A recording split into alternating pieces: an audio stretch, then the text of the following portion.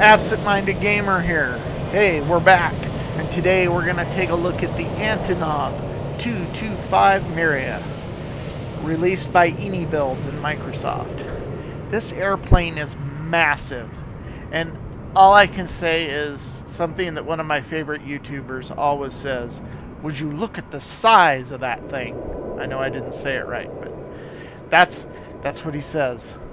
And would you look at the size of that thing? It is massive. This thing isn't powered by 2 engines. It's not powered by 3 engines. It's not even powered by 4 engines. It's powered by 6 engines.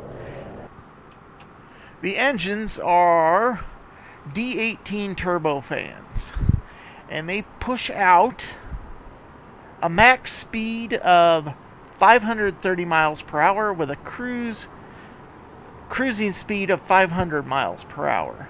The service ceiling for this plane is 36,000 feet, and it has a range of 9,600 miles with max fuel.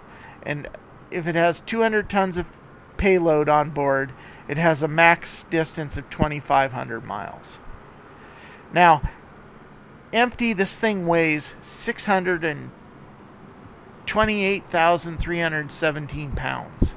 With max takeoff weight, it's 1,410,958 pounds. Can you imagine? I mean, just can you imagine? Now, unfortunately, this release comes as the only Antonov 225 sadly it was destroyed last year by Russian forces in the Ukraine.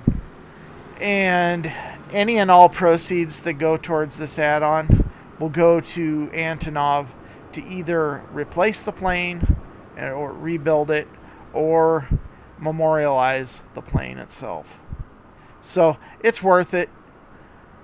It's definitely worth $20. The texturing is beautiful. The engines, they're just massive looking. Look at those things.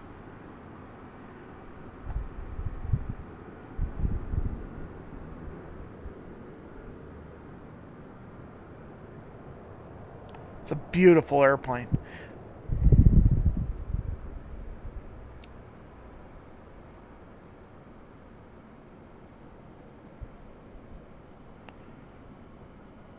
And it's really sad that it doesn't exist anymore. And to think that something this big could actually get up in the air. And it does.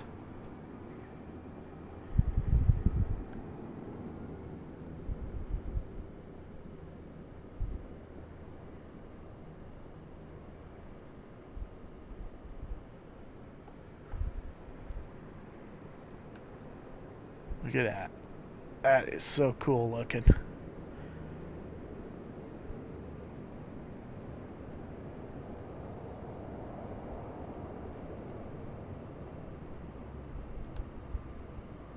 Now, I was going to pick an airport that would suit this airplane. And I figured I was going to go to the one in the Ukraine where this is based out of, but that particular airport in Flight Simulator didn't have any parking spots. So, of all places, we are sitting in Grant County, Washington, at Grant County International.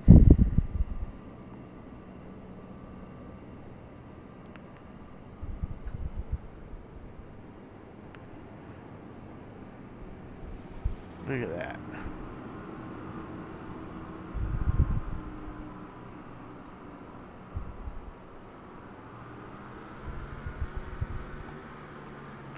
Okay, so we'll go inside and check out the interior of the plane.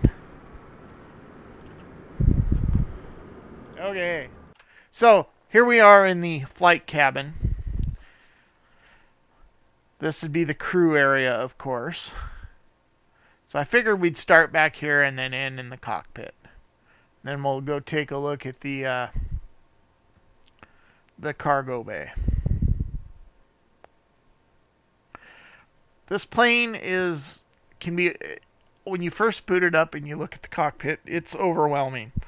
And I mean, I just can't imagine the talent it takes to fly something like this. But wow.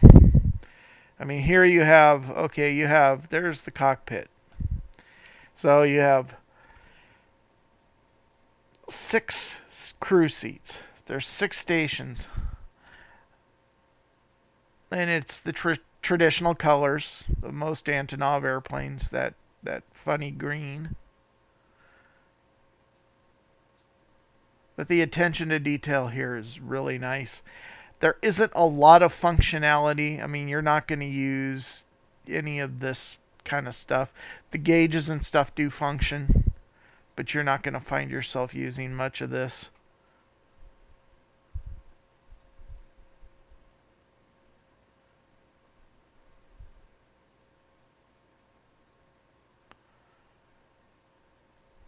Let's see. I don't.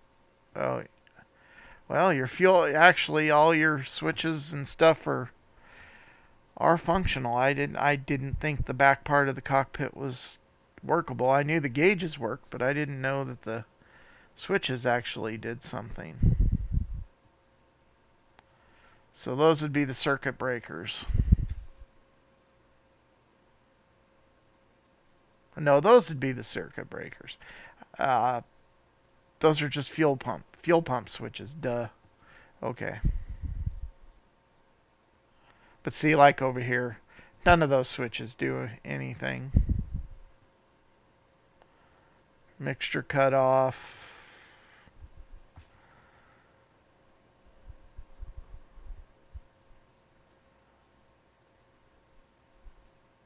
And your circuit panel. That doesn't look like it does anything. And then some of the switch levers and switches do work. I don't know how you would go about going from back there to here if you don't have the crew for it. But anyways, so into the main cockpit. This is what we're dealing with here. Center console. The detail is phenomenal. The texturing is really good. I'm impressed. But like I've said before, it doesn't take much to impress me.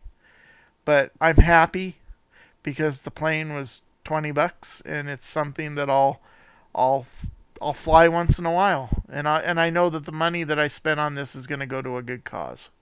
So there's that. There's the main panel.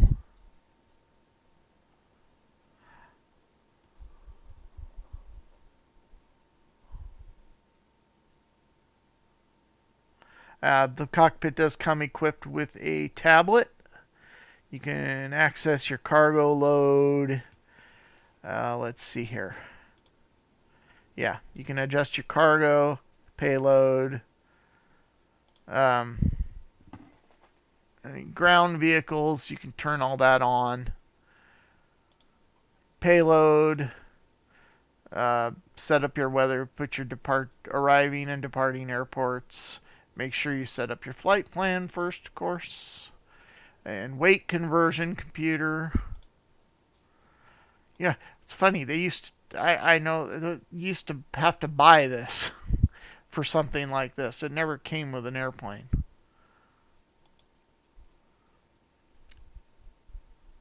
And you can load your flight plan from your GPS. This is equipped with a standard GPS. And just hit that and you're ready to fly. And there's one for both sides of the cockpit.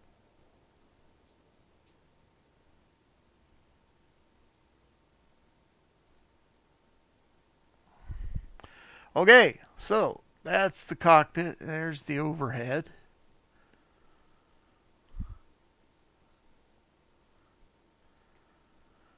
Let's see what the switches do here. Yep, everything seems to do something here. So that's good. So now we're going to go back through the crew area.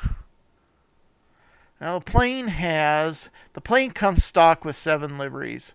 2 of the real world, I think it's 3 real world that the plane actually used, and then 1 as a memorial livery for the conflict in the Ukraine.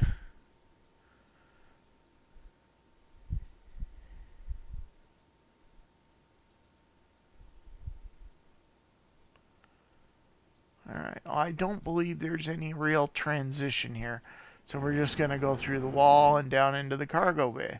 See, and there's our cargo.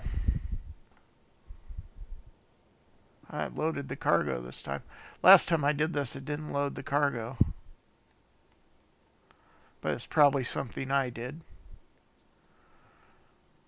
When you're,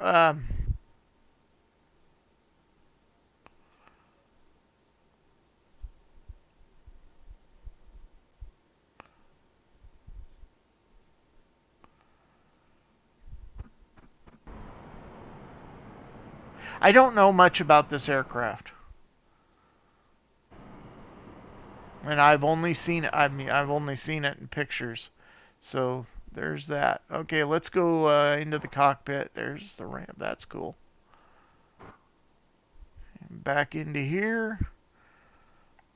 Let's go back outside and look at all the with everything open. And I've got everything. I've got all the doors open, and the front of the plane is opening. Now you can set this to open realistically or set it to open so it's much faster. I like the realistic end of it. Alright, let's go outside and go see what we can see. We'll go down into the cargo bay. There is cargo lighting to light up the cargo bay. Oh, there is a ramp. So, how do you get the ramp open? Okay, well, I'm probably missing something here. We'll just sit here and watch the ramp open.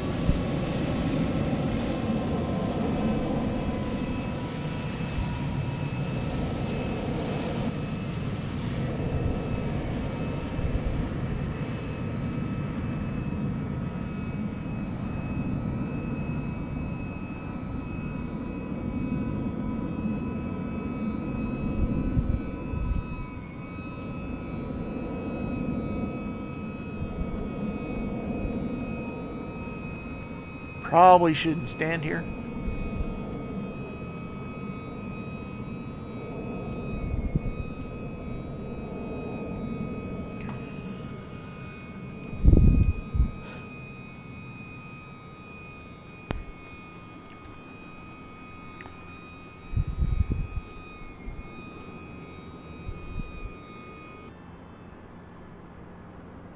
That's crazy. Okay, so I've discovered that lowering the ramp and raising the nose is painfully slow in realistic, in the using that as having it in realistic time. So it's just easier to set it to unrealistic and have it open. Because I sat there, I didn't think it was doing anything, and I thought I was missing something. So that's what it looks like. Isn't that something? Wow.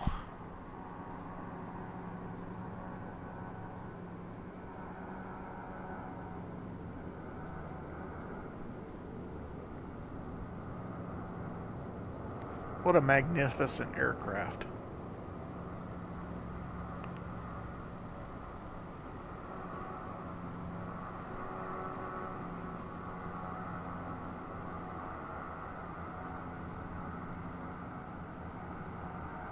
All the chocks are in place, and it even has, it takes the stress off the airplane. These come down when you hit the button to raise the nose and lower the ramp. These come out to stabilize the airplane so it's not sitting on there on its wheels.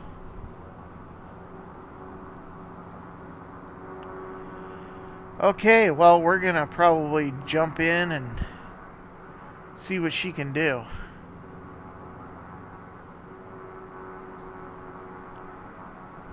I'm going to switch to a different livery too to show off some of the other liveries.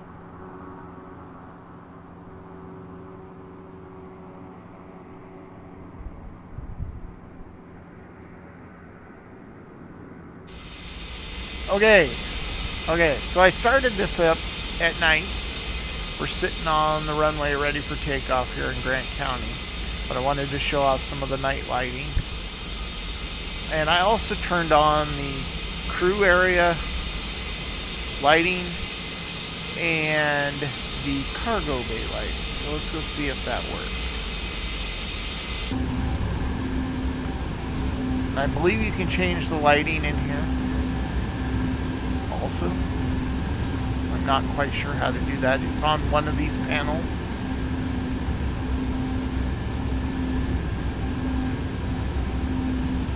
Okay, well, that's cool.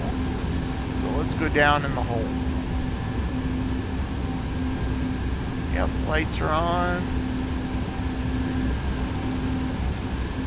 There we go. Look at that, all lit up. That's neat.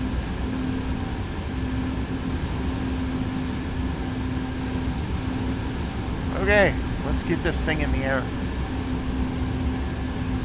And I kind of wanted to look at a few things before we did. The biggest thing for me here is the GPS looks funny to me.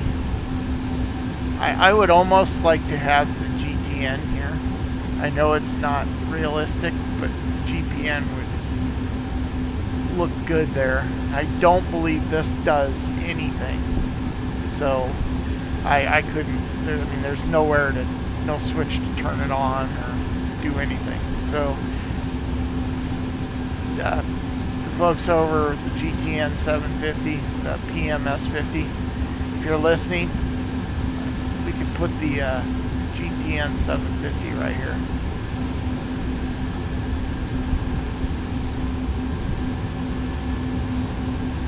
Everything's pretty straightforward. I've read that it is a difficult plane to start, even in Flight Simulator. So we're just gonna start with the engines running, because I don't know enough about the plane to actually get it started. So we'll just get her in the air and see what it can do. We could fly into Yakima, I guess.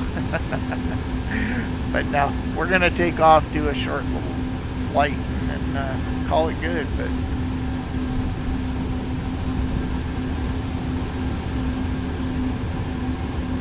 we're ready to go.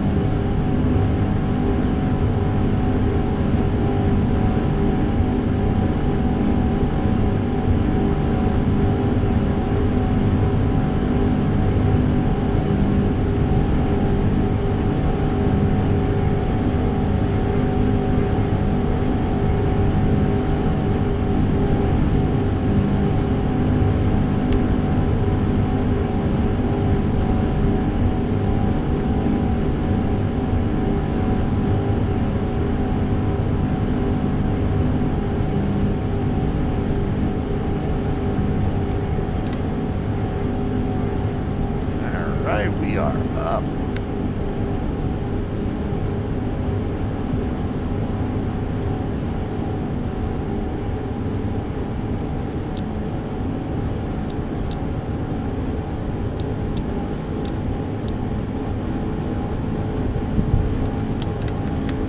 Flaps up.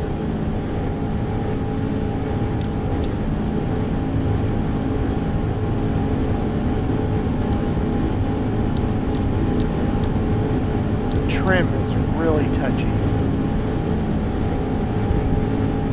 Antonov Alpha, request flight following. Antonov Alpha, November 225 approach. Squawk 650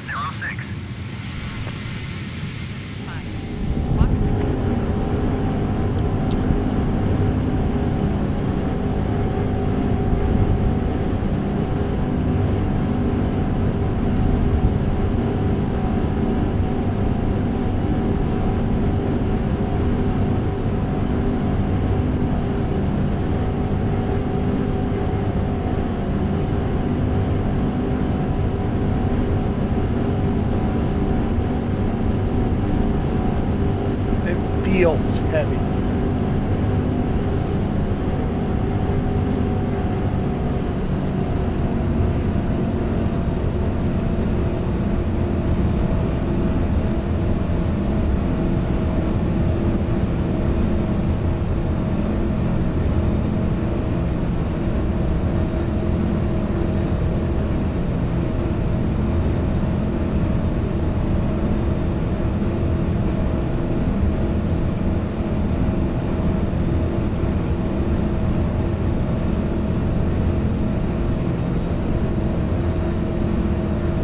Apropos there, fate of this airplane off into the sunset.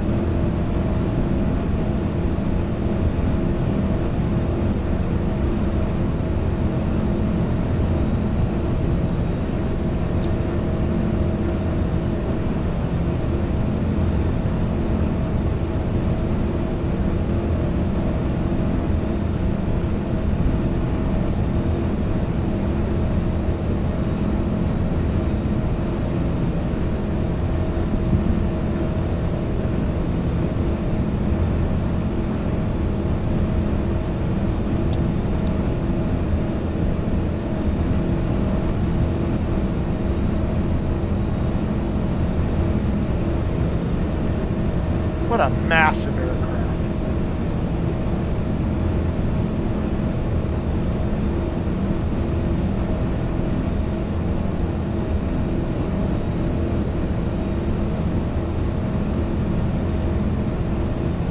And it's good on frame rates.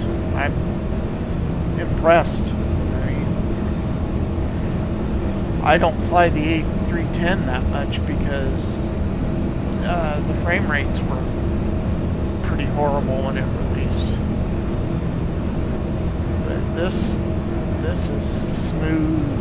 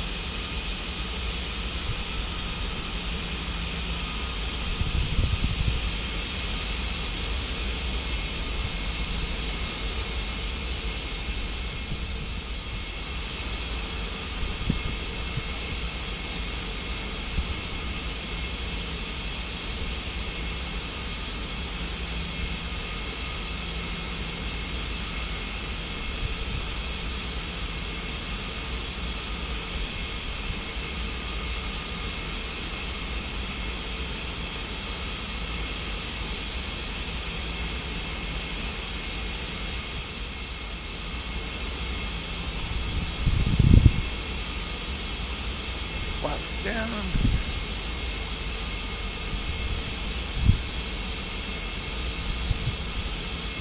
Gear coming down.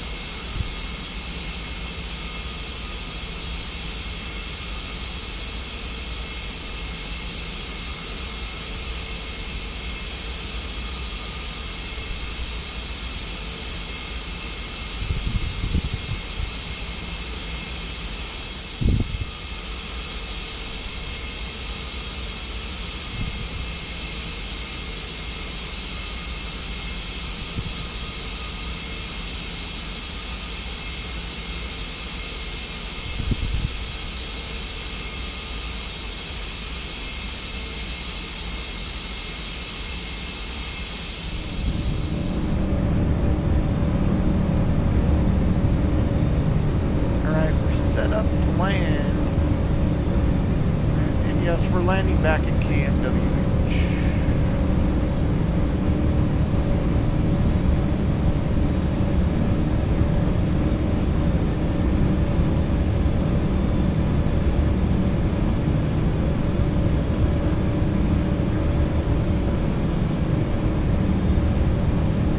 I apologize that I'm not doing this by the numbers and I'm not following procedures.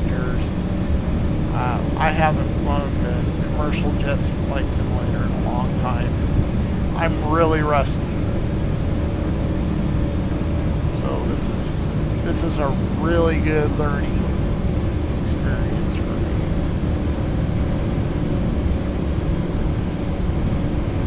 are a teachable moment.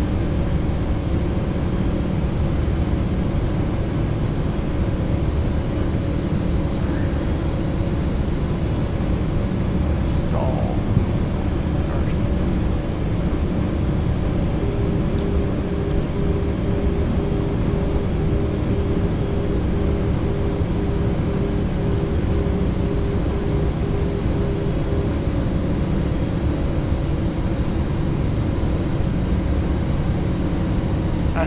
I don't know. Could you just imagine seeing this coming into an airport? I mean, it's got to be like seeing an A380 come into an airport. I've never seen an A380 in real life, only on Flight Simulator. That was the old version of Flight Simulator. But I couldn't imagine seeing this coming. Much like a C5 Galaxy, I guess.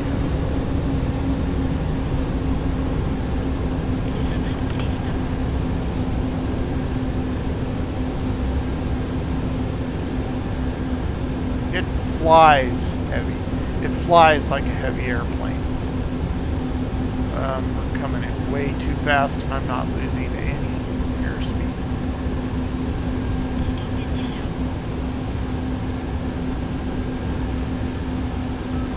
Uh-oh.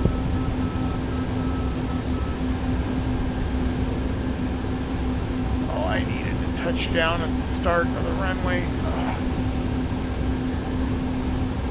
Yeah, this isn't going to be good. Why am I not losing out speed?